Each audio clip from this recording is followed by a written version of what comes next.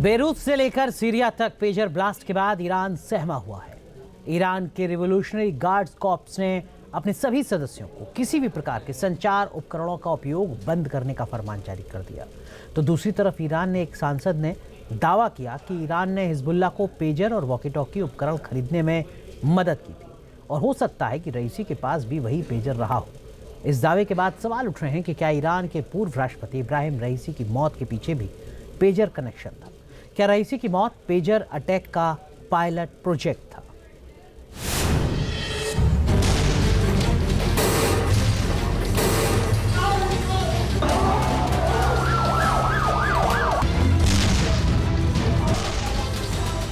Lebanon में pager, walkie talkie और electronic उपकरणों में विस्फोट की घटना के बाद से ही बेरूत से लेकर तेहरान और दमिश्क तक हड़कंप मचा हुआ है।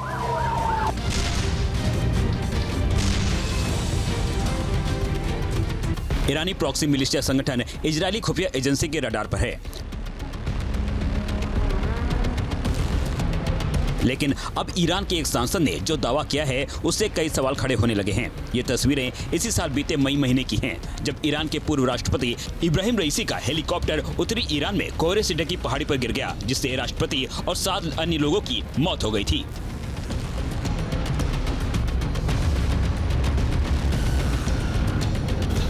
लेकिन इसी मौत को लेकर अब बड़ा दावा किया जा रहा है। ये हैं ईरान के सांसद अहमद बख्शिश अर्दिस्तानी, जिन्होंने दावा किया है कि ईरान के पूर्व राष्ट्रपति इब्राहिम रईसी भी पेजर का इस्तेमाल करते थे, जो उनके हेलीकॉप्टर में फट गया था, जिससे उनकी मौके पर ही मौत हो गई थी।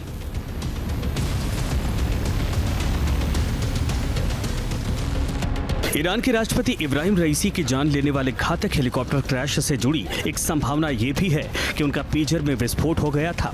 रईसी पेजर का इस्तेमाल करते थे, हालांकि वो पेजर उनसे अलग हो सकता है जिसका उपयोग हिजबुल्ला करता हो, लेकिन चॉपर क्रैश की एक संभावित वजह उनके पेजर का फटना हो सकता है। उन्होंने ये भी दावा किया है कि ईरान की खुफिया एजेंसियों को इस मामले की जांच करनी चाहिए। अर्दिस्तानी के मुताबिक ईरान ने हिजबुल्ला को पेजर और वॉकी टॉकी उपकरण खरीदने में मदद की थी। ईरानी सुरक्षा बलों ने हिजबुल्ला के पेजरों की खरीद में बड़ी भूमिका निभाई थी और हो सकता है कि रईसी के पास भी वही पेजर रहा हो। तो क्या वाकई ईरान के पूर्व राष्ट्रपति इब्राहिम रईसी की मौत इजरायल के पेजर अटैक का पायलट प्रोजेक्ट था? क्योंकि ईरानी सांसद अहमद बख्शिश अर्दिस्तानी के दावों से साफ है कि हिजबुल्ला के लिए पेजर और दूसरे इलेक्ट्रॉनिक कम्युनिकेशन गैजेट खरीदने में ईरानी सुरक्षा बल का रोल था। ऐसे में मुमकिन है कि ईरान के पूर्व राष्ट्रपति इब्राहिम रईसी भी पेजर का इस्तेमाल कर रहे हों।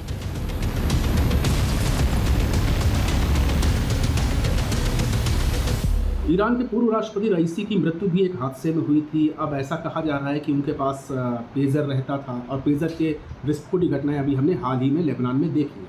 तो इस बात से इनकार नहीं किया जा सकता है कि कहीं न कहीं मोसाद का जो पेजर ऑपरेशन है वो रईसी के खिलाफ भी किया गया हो।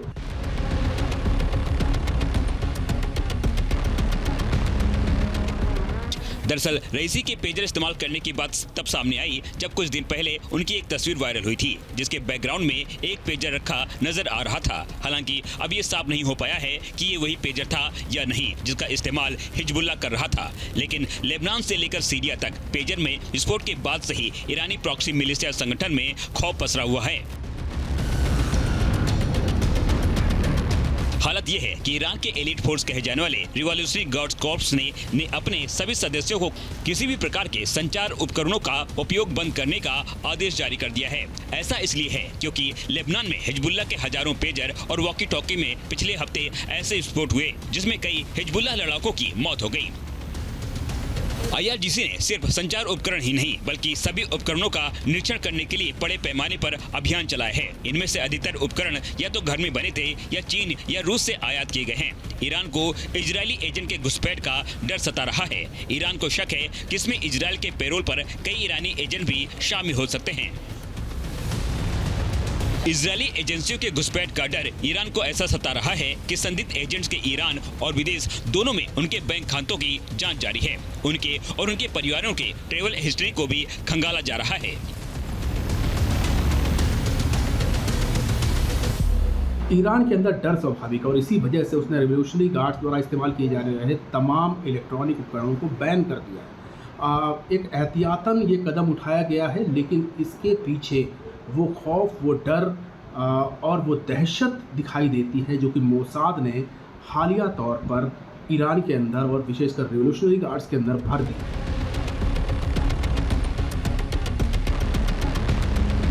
बीते मंगलवार और बुधवार को लगातार 2 दिन एक कोऑर्डिनेटेड अटैक के तहत हिजबुल्लाह के गढ़ में भयंकर अफरा तफरी मच गई, जब हिजबुल्लाह के हजारों पेजर और बाद में वॉकी टॉकी में विस्फोट होने लगा। लेबनान और हिजबुल्लाह का कहना है कि इन हमलों के पीछे इजराइल का हाथ है, जबकि इजराइल ने ना तो इसमें अपनी संलिप्तता से इनकार किया है और ना ही इसकी पुष्टि की है। लेकिन असल सवाल अब ये है कि 1,90,000 के करीब ईरानी एलिट फोर्स IRGC के सदस्य अब आपस में कैसे संचार स्थापित कर रहे होंगे। सवाल है कि क्या आने वाले दिनों में ईरान में भी कुछ बड़ा होने वाला है, जिसकी आशंका गहराती जा रही है। Team news nation.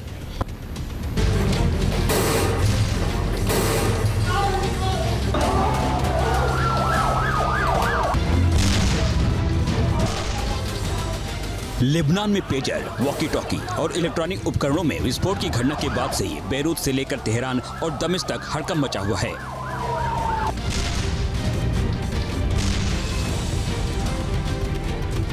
ईरानी प्रॉक्सी मिलिशिया संगठन इजरायली खुफिया एजेंसी के रडार पर है,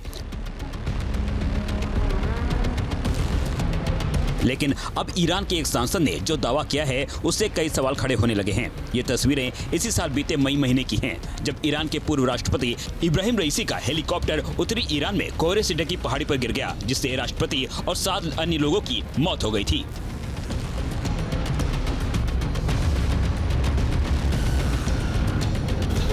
लेकिन इसी मौत को लेकर अब बड़ा दावा किया जा रहा है।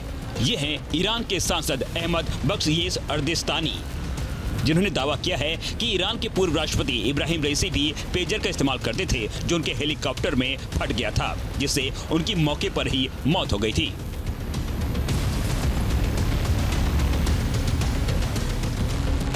ईरान के राष्ट्रपति इब्राहिम रईसी की जान लेने वाले घातक हेलीकॉप्टर क्रैश से जुड़ी एक संभावना ये भी है कि उनका पेजर में विस्फोट हो गया था।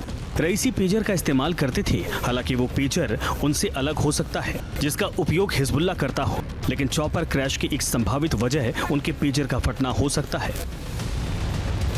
उन्होंने ये भी दावा किया है कि ईरान की खुफिया एजेंसियों को इस मामले की जांच करनी चाहिए। अर्दिस्तानी के मुताबिक ईरान ने हिजबुल्लाह को पेजर और वॉकी टॉकी उपकरण खरीदने में मदद की थी। ईरानी सुरक्षा बलों ने हिजबुल्लाह के पेजरों की खरीद में बड़ी भूमिका निभाई थी और हो सकता है कि रईसी के पास भी वही पेजर रहा हो। तो क्या वाकई ईरान के पूर्व राष्ट्रपति इब्राहिम रईसी की मौत इजराइल के पेजर अटैक का पायलट प्रोजेक्ट था? क्योंकि ईरानी सांसद अहमद बख्श अर्दिस्तानी के दावों से साफ है कि हिजबुल्लाह के लिए पेजर और दूसरे इलेक्ट्रॉनिक कम्युनिकेशन गैजेट खरीदने में ईरानी सुरक्षा बल का रोल था। ऐसे में मुमकिन है कि ईरान के पूर्व राष्ट्रपति इब्राहिम रईसी भी पेजर का इस्तेमाल कर रहे हों।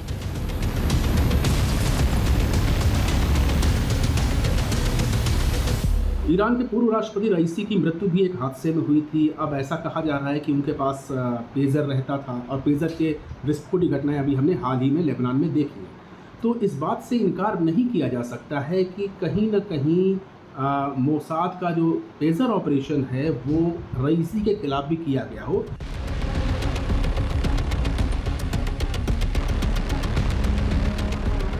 दरअसल रईसी के पेजर इस्तेमाल करने की बात तब सामने आई जब कुछ दिन पहले उनकी एक तस्वीर वायरल हुई थी, जिसके बैकग्राउंड में एक पेजर रखा नजर आ रहा था। हालांकि अब ये साफ नहीं हो पाया है कि ये वही पेजर था या नहीं जिसका इस्तेमाल हिजबुल्लाह कर रहा था। लेकिन लेबनान से लेकर सीरिया तक पेजर में विस्फोट के बाद से ही ईरानी प्रॉक्सी मिलिशिया संगठन में खौफ पसरा हुआ है। हालत यह है कि ईरान के एलिट फोर्स कहे जाने वाले रिवॉल्यूशनरी गार्ड्स कॉर्प्स ने अपने सभी सदस्यों को किसी भी प्रकार के संचार उपकरणों का उपयोग बंद करने का आदेश जारी कर दिया है। ऐसा इसलिए है क्योंकि लेबनान में हिजबुल्लाह के हजारों पेजर और वॉकी टॉकी में पिछले हफ्ते ऐसे विस्फोट हुए जिसमें कई हिजबुल्लाह लड़ाकों की मौत हो गई।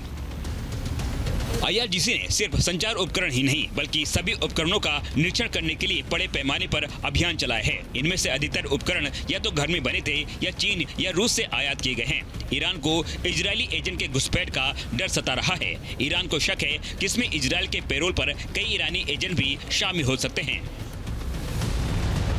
इजरायली एजेंसियों के घुसपैठ का डर ईरान को ऐसा सता रहा है कि संदिग्ध एजेंट्स के ईरान और विदेश दोनों में उनके बैंक खातों की जांच जारी है। उनके और उनके परिवारों के ट्रेवल हिस्ट्री को भी खंगाला जा रहा है। ईरान के अंदर डर स्वाभाविक है और इसी वजह से उसने रिवॉल्यूशनरी गार्ड्स द्वारा इस्तेमाल किए जाने रहे तमाम इलेक्ट्रॉनिक उपकरणों को बैन कर दिया है। एक एहतियातन ये कदम उठाया गया है, लेकिन इसके पीछे वो खौफ, वो डर और वो दहशत दिखाई देती है जो कि मोसाद ने हालिया तौर पर ईरान के अंदर और विशेषकर रिवॉल्यूशनरी गार्ड्स के अंदर भर दी है।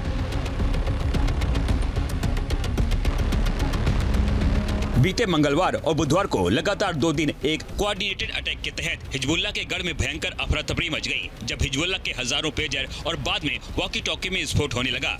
लेबनान और हिजबुल्लाह का कहना है कि इन हमलों के पीछे इजराइल का हाथ है, जबकि इजराइल ने ना तो इसमें अपनी संलिप्तता से इनकार किया है और ना ही इसकी पुष्टि की है।